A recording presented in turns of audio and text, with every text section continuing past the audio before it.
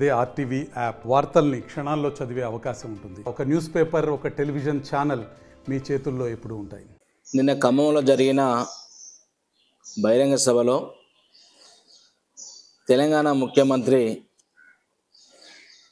రేవంత్ రెడ్డి గారు మాట్లాడిన మాటలు చూస్తే ఈ రాష్ట్రానికి ముఖ్యమంత్రి లేకపోతే ప్రతిపక్ష హోదాలు ఉన్నారా అనేది తెలంగాణ ప్రజలందరూ కూడా ముక్కు మీద వేలేసుకుని ఆలోచించే పరిస్థితికి వచ్చారు.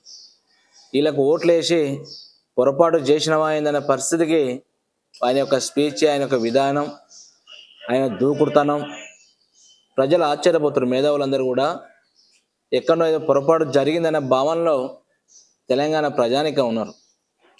వారు ఇచ్చిన మాట చాలా గొప్పగా ఎన్నికల ముందు, అసెంబ్లీ ఎన్నికల ముందు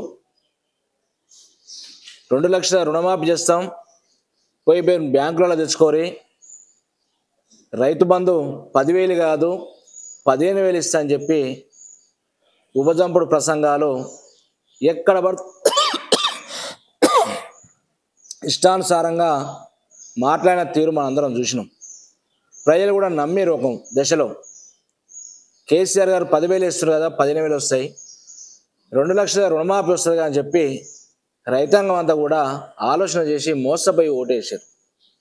కానీ మోసపోయి ఓటేసినందుకు కాంగ్రెస్ పార్టీ రేవంత్ రెడ్డి ఇలా రైతాంగానికి కాటేసే పరిస్థితికి దాపరించింది.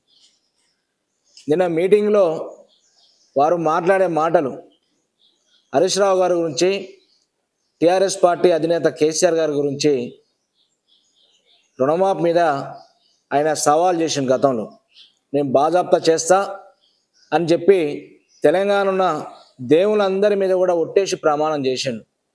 దాన్ని కట్టుబడి ఉండడం కోసం కట్టుబడి ఉండడం కోసం ప్రయత్నం భాగం, ఇటు రైతులను ఏ రకంగా మోసం చేయడం దానికి మరొక పక్క పదే పత్రికల ద్వారా, మీడియాల ద్వారా స్టేట్మెంట్ ఇచ్చి ప్రజలని, రైతాంగాన్ని కన్ఫ్యూజన్ చేసే పరిస్థితిలో ఉన్నాడు. ఆడలేక మధ్యలో పగిలినట్టుగా ఈయన ప్రకటన కూడా, ఈ ప్రభుత్వం యొక్క పనితీరు కూడా ఆ పద్ధతిలో ఉన్నది. దానికి ఈయన 2 లక్షల రుణమాఫీ చేస్తంటే చేయని చెప్పి హరీష్ రావు గారు చెప్పిన మాట వాస్తవం.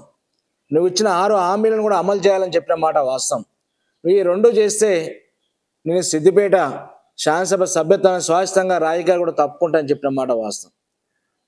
కానీ మీరు చెప్పిన మాటలు, సోనియా గాంధీ కానుక 40,000 కోట్ల రూపాయలు ఏకకాలంలోనే రుణమాఫీ చేస్తే 2 లక్షల రూపాయలు చెప్పిన మాట వాస్తవం కాదా?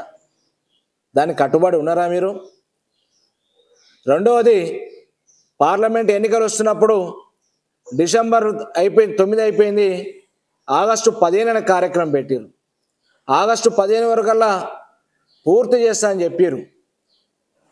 ఇదే శాసనసభ జరుగుతున్న సందర్భంగా రాష్ట్రంలో 31,000 కోట్ల రూపాయలు రుణమాఫీకి అవసరం పడుతున్న మాట చెప్పారు.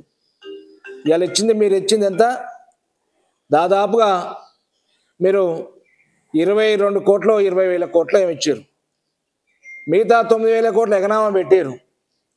మొదట్లో మీరు 31,000 కోట్లు అన్నారు. 30 ఎక్కడ పోయింది? 40,000 కోట్లు ఎక్కడ పోయింది? ఇవాళ ఏ బేసిక్లో ఏ రైతులకు ఇచ్చారనేది క్లారిటీ లేదు. మీరు చేసే గిద్ద పథకానికి దానికి 4 మాసాలుగా దాదాపుగా డిసెంబర్ నుంచి ఇప్పటివరకు దాదాపు 8 నెలలు కావచ్చింది. ఏ రోజు చూసినా రుణమాఫీ అనే శీర్షికలు కథనాలు పెట్టి first face, second face, third phase అని చెప్పి ఇప్పటి కూడా కాలయాం చేసి దాదాపుగా 50% రైతుల గ్రామాల్లో రాలేదని చెప్పి మొర పెట్టుకుంటారు. రైతు బంధు పోయింది, సీజన్ రైతు బంధు పోయింది. మీరు ఇస్తున్న రుణమాఫీ ఇయ్యలేక రైతులందరూ ఇబ్బంది పడుతారు. మరి అలా ఇయ్యనందుకు ముక్కు నేలకు రాయవలసింది రేవంత్ రెడ్డి గారా?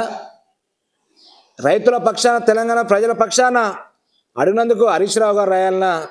మరి కాంగ్రెస్ పార్టీ నాయకులు, మీ సీనియర్లు ఎవరైతే ఉంటారో అందులో మీరైనా ఆలోచన చేసి మీ ముఖ్యమంత్రి గారు ఏం మాట్లాడుతుండో ఒకసారి మీరు ఆలోచన చేసి తనకు చెప్పవలసిన బాధ్యత మీ పైన ఉన్నది. నిన్న ఖమ్మంలో మీరు ఎగిసిపడి మాట్లాడుతుంటే ఇలా హరీష్ రావును పోయి ఉరిపెట్టుకుంటావా? గన్పార్ దగ్గర, తెలంగాణ అమరవీరుల దగ్గర ముక్కు నేలకు రాస్తావా? లేకపోతే నీ మామను ఉపయోగకరణ దురికి చేస్తారా? ఎవరు చావాలి? అలీం గానే హామీలు ఇచ్చింది మీరు కాబట్టి మీరు దూకి సావాలి. చెంపలేసుకోవాల్సింది మీరు, ప్రజలకు క్షమాపణ కోరవలసింది మీరు, గన్ పార్క్ దగ్గర ముక్కు నెలగరావాల్సింది మీరు. ఇలా హరీష్ రావు ఎందుకు చేస్తాడు? ప్రజల పక్షాన్ని నిలదీయడం, మిమ్మల్ని ప్రశ్నించడం, మీరు మాట్లాడే తప్పిన ఎత్తి చూపడం హరీష్ రావు చేసిన పొరపాట. ప్రజల పక్షాన మాట్లాడకూడదా? ఇలా 9,000 కోట్లు ఎకనామా పెట్టేసినావు. నువ్వు నిన్న చెప్పిన 22 కోట్లలో కూడా ఎంతవరకు వచ్చినది క్లారిటీ లేదు. నువ్వు వేదికల మీద బడ్జెట్లో పెట్టే లెక్కలు ఒక తీరు ఉంటే, కింది స్థాయి గ్రామాల్లో పోతే బ్యాంకుల చుట్టూ, అగ్రికల్చర్ ఏవో ఆఫీసర్ చుట్టూ పోయి రైతులు తిరుగుతుంటే, చెప్పులారి పోయి తిరుగుతుంటే పనులు ఖరాబు చేసుకొని వాళ్ళ బాధ చూడు వర్ణాతీతంగా ఉంది. దానికి మీరు ఉరిపెట్టుకోవాలి, ముక్కు నెలకు రాయాలి. హరీష్ రావు గారు ఏం చేస్తారు? మీరు ఇచ్చిన పథకాలు ఏవైతున్నాయో, ఆ ఇచ్చిన హామీలన్నీ కూడా ఏ ఒక్కటి కూడా నెరవేర్చారు ఎప్పటికీ? 8 నుండి 9 మాసాలు రాబోతుంది.